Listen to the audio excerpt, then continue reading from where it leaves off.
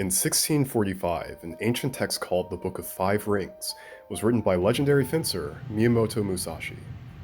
A prodigy of his time, this feudal-era samurai inscribed throughout its pages powerful lessons in the art of swordsmanship, battle strategy, and combat, all organized by five elements in nature.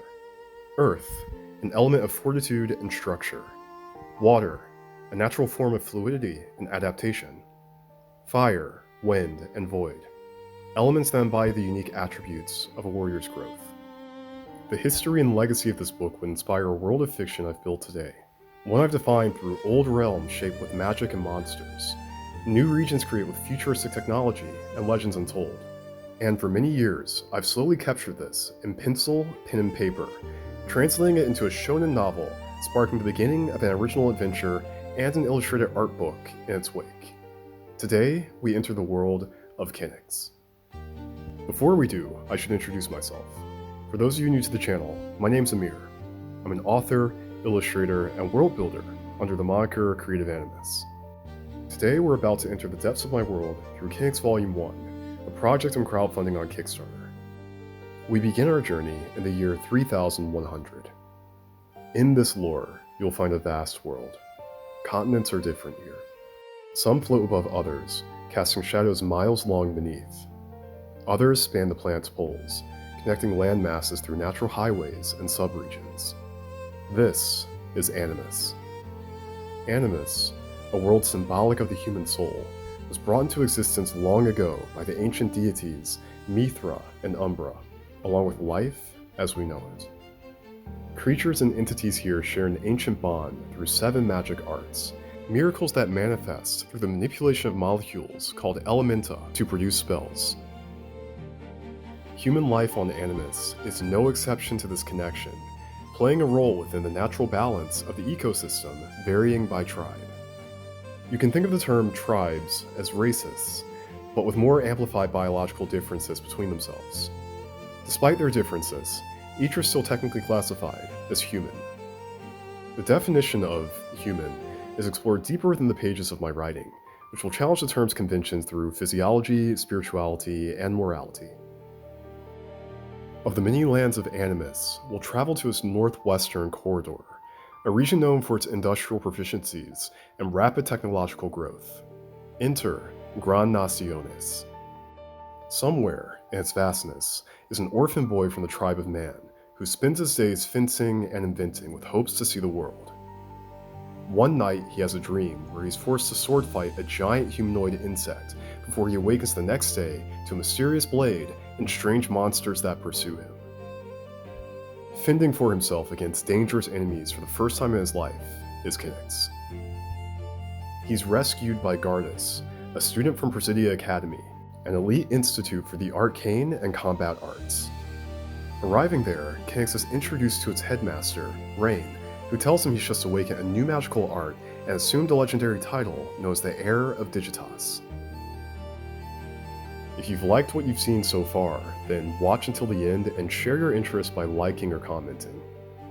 You can explore the illustrated version of my story in more detail in The Art of Kenix Volume 1, available now in print and digital copies, but for a very limited time.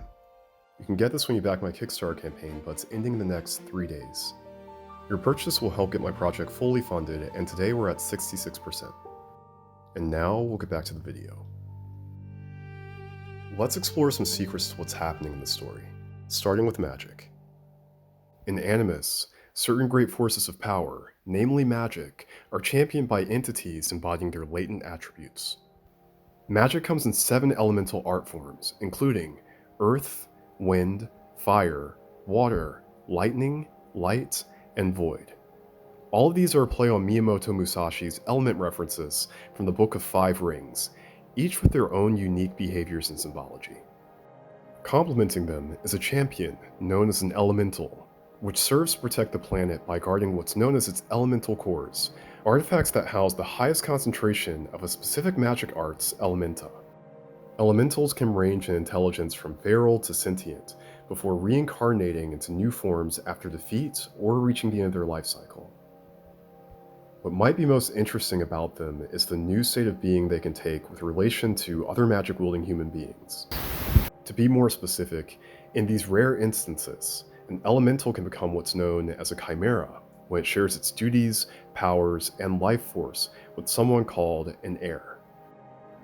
Heir is the same title that Rain addresses Kenix by with Heir of Digitas upon his arrival to Presidia Academy. And for that reason, this raises multiple big questions.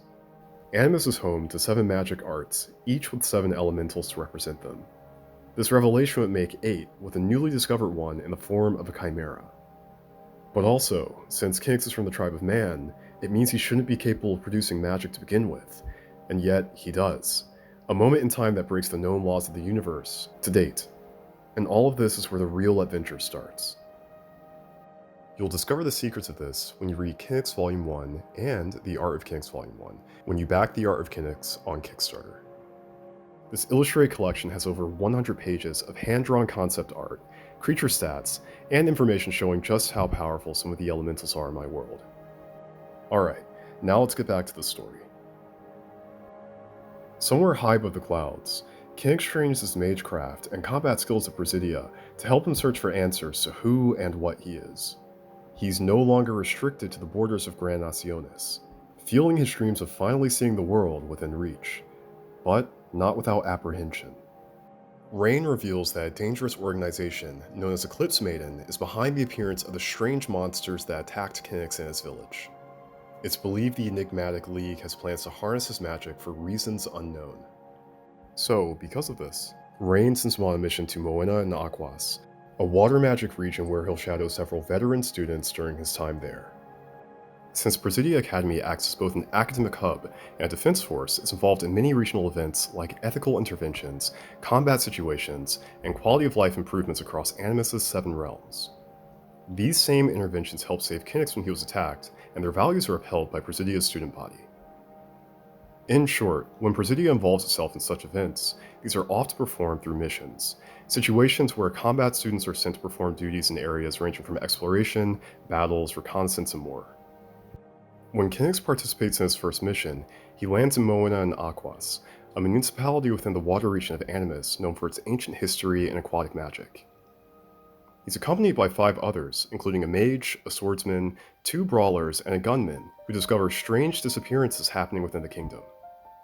Between a dark legacy and a political mystery, they discover the rabbit hole goes much deeper than expected, revealing enemies unfamiliar. And for now, this is where I'll pause the story. In part because making this video wasn't easy. I've been sick and recovering from being sick, and managing this project on Kickstarter solo just has been a lot.